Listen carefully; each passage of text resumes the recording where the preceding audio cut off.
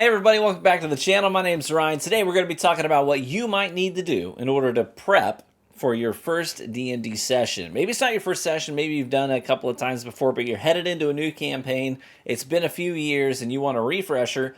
Kind of what your responsibility is, what you need to bring to the table for session one. Let's dive in. Before we do, real quick, just so you know, right now we are prepping to start a brand new campaign. It's all homebrewed. It's going to be dozens of hours of content. We're going to upload it right here on the YouTube channel for you to enjoy with me as the DM and my friends playing in this world that I created and a story that I created.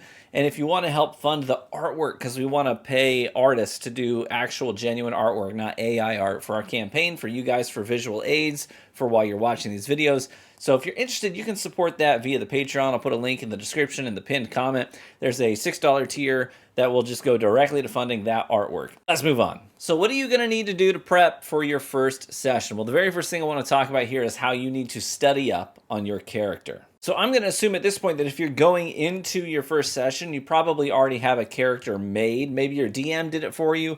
Maybe you filled out your own character sheet. If you haven't done that yet, I actually have my own video that's a tutorial on how to fill out a character sheet and how to read a character sheet so you know more about who you're playing. But the things you're going to want to pay attention to specifically are your abilities and your feats. So if you look right here, on the your character sheet, there's going to be a box here on the front page that says abilities and feats. These are kind of things that come with being the race that you selected, having the background you selected, and being the class that you selected. So these things will come in handy both in and outside of combat. But the burden is on you to know what tools you have in your tool belt and think about creative ways of applying them to various scenarios and situations. In fact, a lot of DMs will actually tailor-make certain encounters based on who they know is in their party. So for example, if there is a rogue who's really proficient at using thieves' tools to pick locks, they might put locked doors in an encounter and expect you to know, oh, I can do that. Or maybe if you have like a soldier background, you decided that you're really good at playing cards.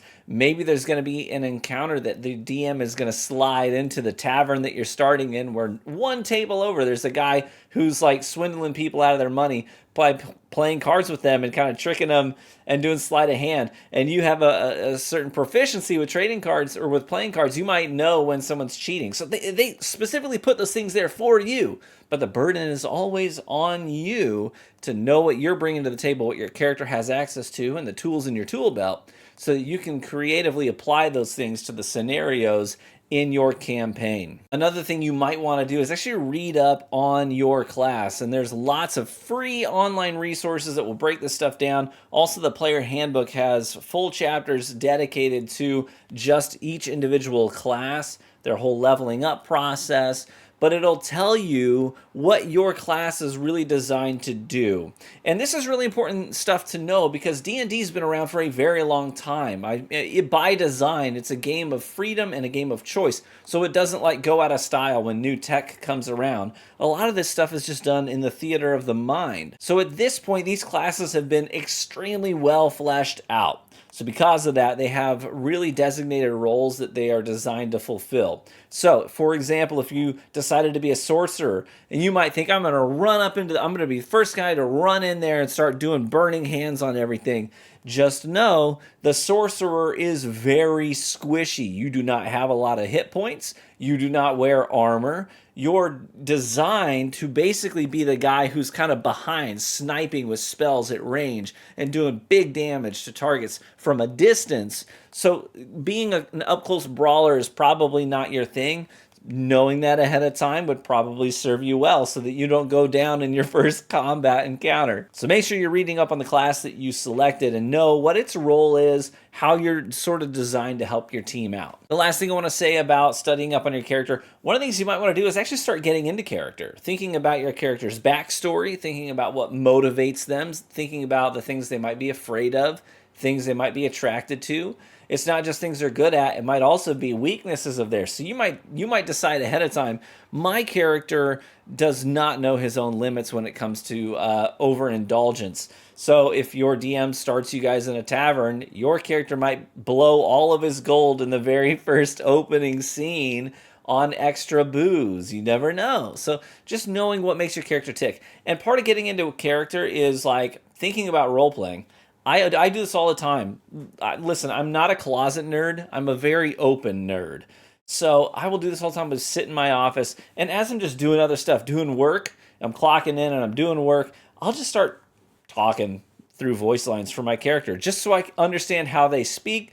Do they have an accent? Do they not have an accent? And I don't do good accents, but in my head they sound pretty good. So it's just stuff like that.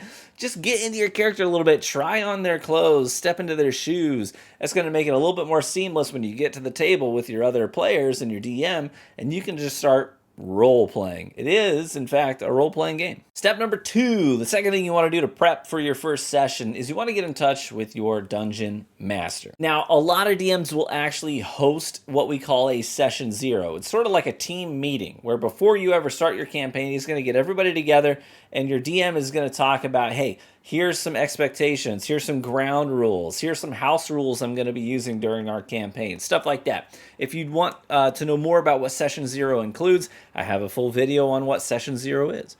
But you're going to want to touch base with your DM, and there's a lot of reasons for that. You want to ask them if there's anything that you need to bring. Obviously, you're going to want to bring your own set of dice, because you're going to be rolling a bunch. And it's helpful, actually. I mean, one set of dice will get you there. It'll get you. It'll do the job. But you may actually want to bring a couple, because sometimes it's going to be like, okay, well, for that attack, I need you to roll 2d8, and that could mean just taking your d8 and rolling it twice. But if you have 2 d8s instead of just 1, you could just roll 2 right then and there, save time. It's also just fun, right? It's fun to hold more than 1 dice at a time and just kind of throw them and see what happens. It's part of the experience, you know? You're also going to want to talk to your DM about the location of the campaign and the lore behind your campaign. Obviously, they don't want to give away any story beats, but they may want to let you know, okay, here's where we're going to be on the map. We're going to be in Faerun. We're going to be playing. Our campaign's going to start out in Waterdeep, but we're going to be leaving town shortly after. So if you want to study up on the city of Waterdeep, you know, the lore behind it, key events, the social and economic structure of Waterdeep, and the surrounding areas, hey, that might actually be really beneficial for you to understand the setting. So you're not just going in and being like, I don't have a clue where I am. Is it hot? Is it cold? Are the people nice? Do they are they artisans? Are they farmers?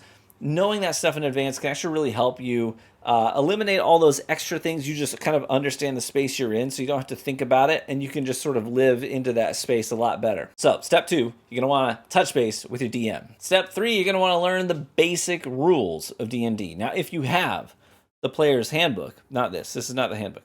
This is actually a really cool thing. Can I show this to you real quick? I picked this up this weekend. I went and stood in line for this. That is a Dungeons & Dragons whiskey collaboration with New Holland. They're a distillery in Michigan. And I went to the distillery, waited in line. This is a D&D collab. They have like a whole dragon's head spout. So it's a whiskey that's aged in mead casks. Mead is pretty cool. Kind of hits the nail on the head there when it comes to D&D. Neither here nor there. It's just really cool. Anyways, you're going to want to read up on the rules of Dungeons & Dragons. Now, the player handbook has everything you need to know about, as a player, not as a DM, but as a player, everything you need to know about what it means to play this game.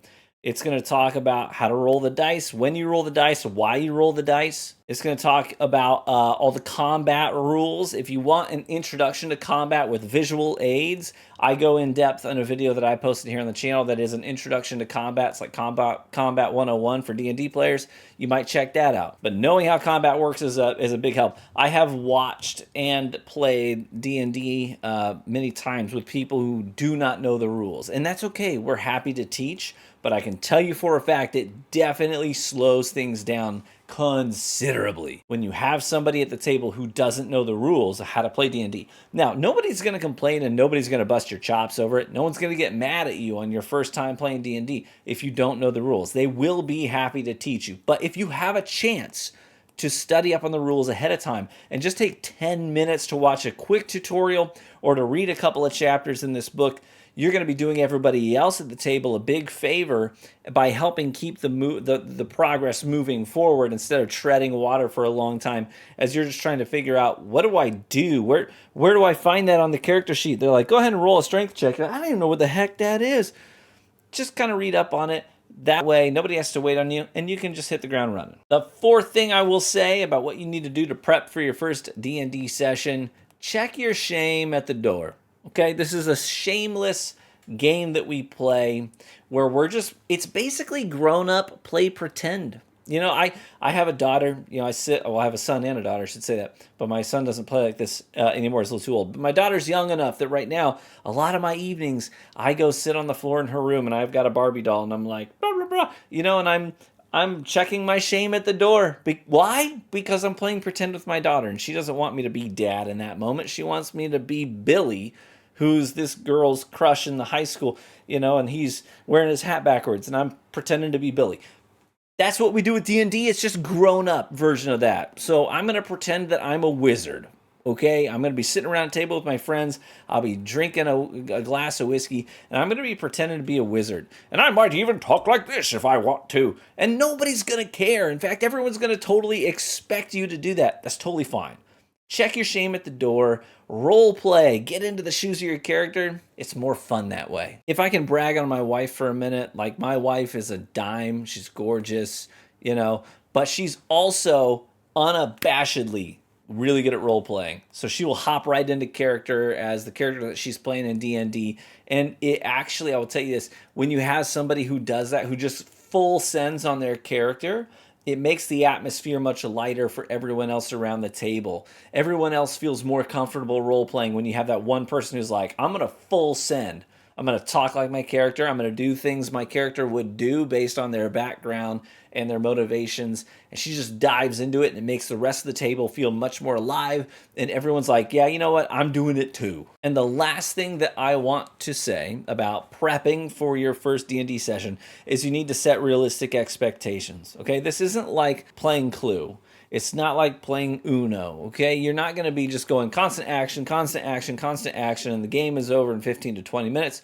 There are combat encounters in Dungeons and Dragons that might have 4 combatants total. 4 bad guys you got to take down. It could take you half an hour. It could take you an hour. It just all depends. And it's because we are giving people agency here. So you're going to need to be patient with your other players at the table. You might find yourselves in an environment where, yes, the bad guy's right in front of me, and I could walk up and I could stab him. But I might actually take an extra minute to ask the DM, can you explain the landscape to me again? And the DM's like, yeah, for sure. There's this, there's this, there's this. There's a big puddle of mud off to the side that's pretty deep. Okay. I don't want to punch this guy in the face. What I want to do is pick him up I'm going to rage, pick him up over my head and throw him into the mud. So he's sinking in the mud. And the DM's going to be like, dude, that's awesome. Let's do it. Yeah. So you pick him up. We're going to do a little bit of a athletics check here. As you throw him, you're going to roll your D20. You'll be like, okay, I get a +6 to athletics, and I just rolled a 15. He's like, perfect. You chuck this dude. He goes flying. He's in the mud. He's sinking down. He's grasping at the air, gasping for breath. And that's so much more cool than I will walk up to the bad guy and I roll this and I punch him in face. You know what I mean? So it might take a little bit longer because players want to do cool stuff. And when the other players at the table, not just you, when they do cool stuff, you need to be like, oh, that's awesome. You know what I mean? Give them that validation when they do something cool. And then when it's your turn, you're going to do the same thing. You're going to think, what would my character do? They're not just going to shoot the crossbow. What they're probably going to do is, I'm going to try and snipe the rope that's holding the chandelier up, and it's 15 feet up above their head, and it's going to drop 15 feet, so there's fall damage. Your DM's going to calculate all that stuff for you. So you're going to think about ways you can do real cool stuff in the game. So set realistic expectations. This isn't going to be a quick breeze through thing. D&D takes some time. There's campaigns out there that you will play the same campaign for maybe a year, maybe 2 years. One-off campaigns. They might be called one-shots where you're like, yeah, we're going to sit down, we're going to blaze through it, and it takes 3 sessions. You know what I mean? That's just the reality of it. So set realistic expectations going into it. All right, that's it. That's my list of things that you should do to prep for your first session of D&D. I hope you found this helpful. Hopefully you enjoyed the conversation. If you did, then let me know by leaving a like on the video. It's the best free way to support the content right here on YouTube. And consider subscribing for more D&D content. And with that, I say be warm and well-fed, my friends. And I hope to catch you in the next one. Bye-bye.